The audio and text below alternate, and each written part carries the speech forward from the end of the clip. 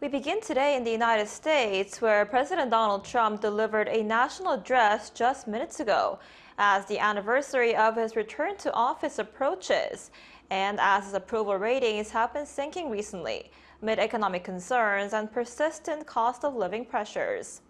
For more on this, we have our correspondent Park Kun-woo on the line for us. Kun-woo, what were some of the key takeaways from his speech? Right, Eun-ji. So one of the biggest keywords for today's speech was mostly related to the economy side. So Trump gave his roughly 20-minute national address from the White House beginning at 9 p.m. local time. And he opened his speech by criticizing former President Joe Biden while praising what he called the achievements of his own administration, the common format Trump uses when speaking publicly. 11 months ago, I inherited a mess, and I'm fixing it. When I took office, inflation was the worst in 48 years, and some would say in the history of our country, which caused prices to be higher than ever before, making life unaffordable for millions and millions of Americans. Trump claimed that prices are now falling and he is bringing them down very fast, specifically citing the cost of a Thanksgiving turkey that was 33% cheaper this year compared to 2024. He continued attacking Democrats, accusing them of having looted the Treasury. And he added that wages are rising much faster than inflation, calling it a positive development. Trump also claimed he had secured $18 trillion in investment into the U.S., crediting his tariff policies.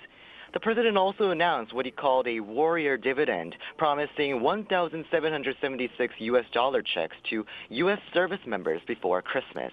He also highlighted a crackdown on illegal immigration as a key achievement in the first year of his second term. Right, and how are Trump's latest approval ratings looking?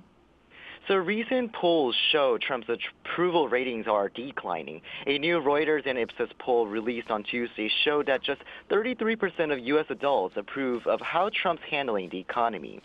In a separate poll conducted by PBS News, NPR, and Marist, Trump recorded his lowest ever approval ratings for economic policies ever, including during his first term. Only 36% of Americans said they approve, with many citing concerns over the cost of living. And that contrasts with when Trump returned to office, when he pledged to tackle high prices following post-COVID inflation. The issue is likely to factor into next year's midterm elections, which are widely seen as a measure of public sentiment toward the Trump administration. And that's all I have for you now at this hour. Back to you, Eun-ji. All right, Kun-woo, thank you for the wrap-up. Do keep us updated.